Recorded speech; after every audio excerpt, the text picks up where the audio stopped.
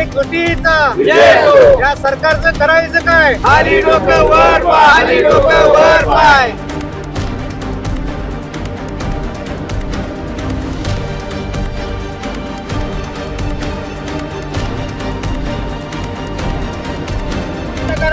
रद्द करा.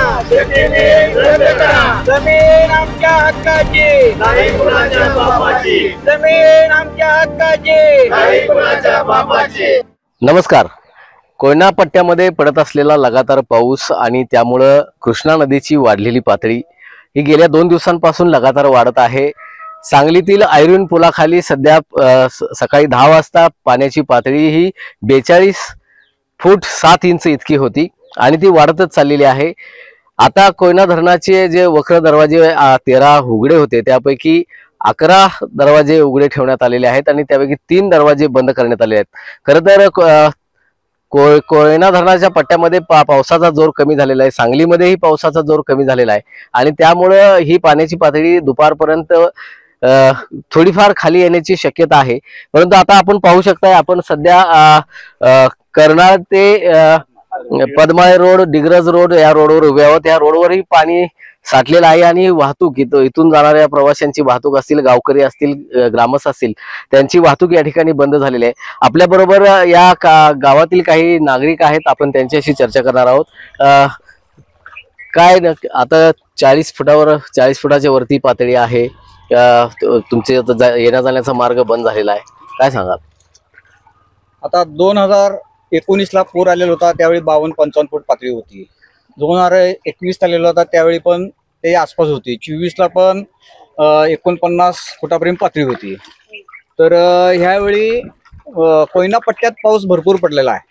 त्यामुळं तिथली नवजा व तिथल्या शेत पाणी 123 इंच पाणी इतकं पाणी म्हणजे पाऊस पडत होता. त्यामुळे तिथं कोयना धरणात पाणी भरपूर प्रमाणात पाण्यासाठी साठलेला आणि त्या साठलेला पाणी कोयना धरण पूर्णपणे क्षमतेनं भरलेलं आहे. त्या काल तर 13 दारं उघडली होती. 13 दारं उघडले ते 1,03,000 क्युसेसने पाणी चालू होतं. ते पाणी कृष्णा नदीचं पाणी येतं, ते कोयनातली पाणी. त्या पाण्यामुळं कराड, सांगली, कोल्हापूर हे तिन्ही जिल्ह्याला त्या पाण्याचा दणका बसतो तो. आणि ह्याच परिस्थितीत सरकारनं शक्तीपीठ रस्ता ह्याच पट्ट्यातून बागायत आमच्या सांगली जिल्ह्यातून कर्नाळ, पद्माळ, सांगलीवाडी ह्या बागायत पट्ट्यातूनच शेतकरी पूर पट्ट्यातूनच हा रस्ता निघाला आहे. शेतकऱ्यांच्या बागायत जमिनी जातात, पूरपट्टा भरपूर प्रमाणात आहे. आता बघतायच तुम्ही 42.8 फुटाला जर ही परिस्थिती असेल तर, आणि आता सध्या पाऊस उघडला आहे आणि जर हा पाऊस उघडला नसता तर किती पाणी येणार. आणि ह्याच पूरपट्ट्यातनं आणि ह्याच परिस्थितीने जर हा शक्तीपीठ रस्ता जर गेला तर पद्माळ गाव तर पूर्णपणे उद्ध्वस्त होणार आहे. कसबी डिग्रस, मौजी डिग्रस, सांगलीवाडी आणि कर्नाळमध्ये पाणी टच होतं. या कर्नाळमध्ये जर शक्तीपीठ रस्ता झाला तर कर्नाळ गावासह पूर्ण गावी बाधित होऊन कर्नाळ गाव सुद्धा स्थलांतरित करावं लागेल. त्यामुळं हा शक्तीपीठ रस्ता होऊन देऊ नये. सरकारनं सुद्धा ह्याचा गांभीर्याने विचार करावा आणि हा पूरग्रस्त भागातून हा शक्तीपीठ रस्ता अजिबात निघू नये. कारण लोकांच्या बागायत जमिनी आहेत. पाणी जर का आता ही पुराचं पाणी जर ओसरलं तर आमच्या जमिनीतून जर रस्ता जर झाला तर, आता सध्या रस्ता जर झाला म्हणजे आता जर पूर ओसरला तर 1 महिना पाणी रानात येत नाही, रानात काही जमिनीमध्ये करता येत नाही. आणि जर का शक्तीपीठ रस्ता जर झाला तर 2-2, 3-3 महिने ह्या रस्त्याकडनं जे बागायत क्षेत्र आहे 1-2 एकर असं रान आहे तसं पडून राहणार आहे. त्यामुळं ह्या परिस्थितीचा गांभीर्याने विचार करून माननीय मुख्यमंत्री देवेंद्र फडणवीस साहेबांनी विचार करून हा शक्तीपीठ रस्ता आमच्या सांगली जिल्ह्यातून महामार्ग हा रद्दच करण्यात यावा, ही आमची विनंती आहे. आमच्याबरोबर आता ज्यांच्या घरात सध्या ह्याला पद्माळ गावचे 2 शेतकरी आहेत, त्यांच्या घरात आता हुंबऱ्याला पाणी लागले या आणि 2-3 फूट पाणी वाढलं तर त्यांच्या घरात पाणी जाऊ शकतं. या ते पण शेतकरी आमच्या सोबत आहेत, ते आहे तिथं.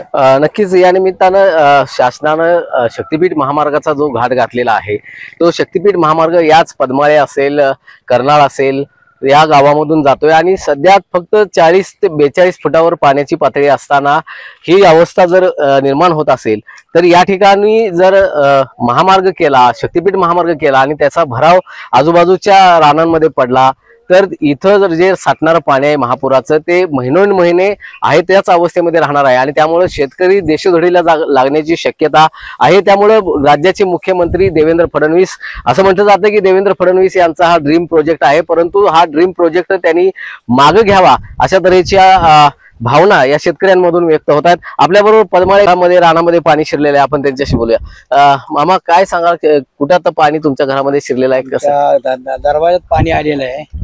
सध्या परिस्थिती बघितली तर 2005, 2019, 2021 या आम्ही स्थलांतरित कर्नाळ गावात झालो.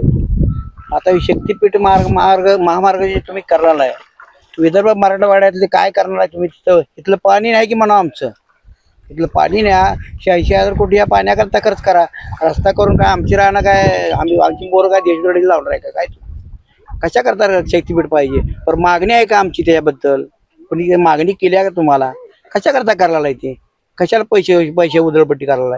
रस्ता असताना दोन्ही बाजूला ह्या रस्त्याची गरजच काय? आता आम्ही ह्या पाण्यात जी उभारलो ती आमची शेती जवळच आहे. इथं घरात पाणी आहे म्हणून शेतीकडे आलो. शेती पाणी चिटकायला लागले आता जवळजवळ. आता घरात पाण्याची अवस्था कशी आहे? कुठपर्यंत पाणी आणि मी दारात आले, घरात आलेलं नाही अजून. दारात आले म्हणजे घरात आल्याच आहे. आम्हाला सगळा संपर्क तुटलेला जवळजवळ आमचा. आम्ही काय केलं पाहिजे या गोष्टीला? मुख्यमंत्री काय 86,000 कोटी आम्हाला देणार घरात आणून? कशा करता करायला ते? विचारा तर त्यांना तुमच्या माध्यमातून. जर विचारलं नाही तर त्यांना कोण विचारणार झाले? सगळं हाणाले. आता मत चोरी होत्यात म्हटलं ते रस्ता पण चोरीला जाणारच की आमचा. असं होणारच. खर तर खूप मोठ्या मुद्द्याला या शेतकऱ्यांनी हात घातलेला आहे. देशांमध्ये मतांची चोरी होते तसे रस्त्यांचीही चोरी भविष्यामध्ये होऊ शकते. त्यामुळं रस्त्याची म्हणजे त्या अर्थाने म्हणत नाहीत, त्यांना जो त्या निमित्तानं जो येणारा निधी आहे त्या निधी पळवण्याचं एक षडयंत्र या शक्तीपीठ महामार्गाच्या माध्यमातून होणार आहे. 50,000 कोटी रुपये या महामार्गाच्या माध्यमातून काढण्याचा प्रयत्न या सरकारचा आहे असं शेतकऱ्यांचे नेते राजू शेट्टी यांनी आरोप केलेला आहे. त्याचबरोबर आपल्याबरोबर आणखी काही शेतकरी आहेत, आपण त्यांच्याशी बोलूया. मामा, तुमचं नाव काय, गाव कुठलं आणि काय आता सध्या पुराची अवस्था? जयसिंग पाटील, गाव पद्माळे. आणि सध्या पूर परिस्थिती बघितली किंवा 42 फूट आता जी काही पाण्याची पातळी आहे त्या अवस्थेला काय इथं समक्षात व्हिडिओ चित्रण होतच आहे. तर शक्तीपीठ झाल्यानंतर तर काय अवस्था होईल? शक्यतो पद्माळे, कर्नाळे, मौजे डिग्रज आणि कसबी डिग्रज ही गावं तर विस्थापितच करावी लागतील. भराव टाकून जर हा रस्ता होणार असेल तर 100% ही गावं विस्थापित होणार आहेत. आणि शिवाय प्रस्तावित अलमट्टी धरणाच्या उंचीवाढीची टांगती तलवार आमच्या डोक्यावर आहेच.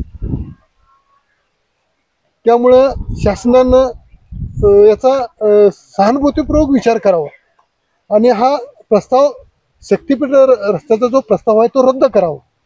जेणेकरून, कारण यापूर्वी जे विस्थापित झालेले आहेत, जे प्रकल्पग्रस्त आहेत, त्यांना अद्याप त्यांची मदत मिळालेली नाही शासनाकडून. आणि शिवाय सोशल मीडियावर हे सरकार आर्थिकदृष्ट्या भिकेकंगाल झालेले अशी प्रतिमा आहे. त्यामुळं शासनाकडून भरीव मदत मिळेल हे विशेष होऊ शकत नाही. त्यामुळे लोक म्हणजे एक जमिनीतनं तर विस्थापित होणारच आहेत, जमीन त्यांची जाणारच आहे, शिवाय त्यांच्या प्रापंचिक अडचणीतून ते विस्थापित होणार आहेत. त्यामुळं सरकारनं हा प्रस्ताव रद्द करावा ही प्रामाणिक विनंती सरकार. नक्कीच या निमित्तानं शक्तीपीठ महामार्ग जो या गावामधून जातोय, कर्नाळ असेल, सांगलीवाडी असेल, पद्माळे असेल, या गावामध्ये आत्ताच अवस्था ही आहे. तर शक्तीपीठ महामार्ग झाल्यानंतर ही सगळीच्या सगळी गावं विस्थापित होण्याची शक्यता नाकारता येणार नाही आणि त्यामुळं शासनानं हा शक्तीपीठ महामार्ग पाठीमागं घ्यावा, याचं काम बंद करावं. मोजण्या ज्या सुरू आहेत त्या बंद कराव्यात आणि या माध्यमातून जे होणारं शेतकऱ्यांचं शोषण आहे, शेतकऱ्यांची पिळवणूक आहे, शेतकऱ्यांच्या पुढच्या पिढीचं अस्तित्व यामुळं राहणार नाही. ते पुढची पिढी कोणत्या आशेवर जगणार अशा तऱ्हेचा प्रश्नही या निमित्तानं शेतकऱ्यांनी उपस्थित केलाय. मोहन राजमाने, नवराष्ट्र न्यूज.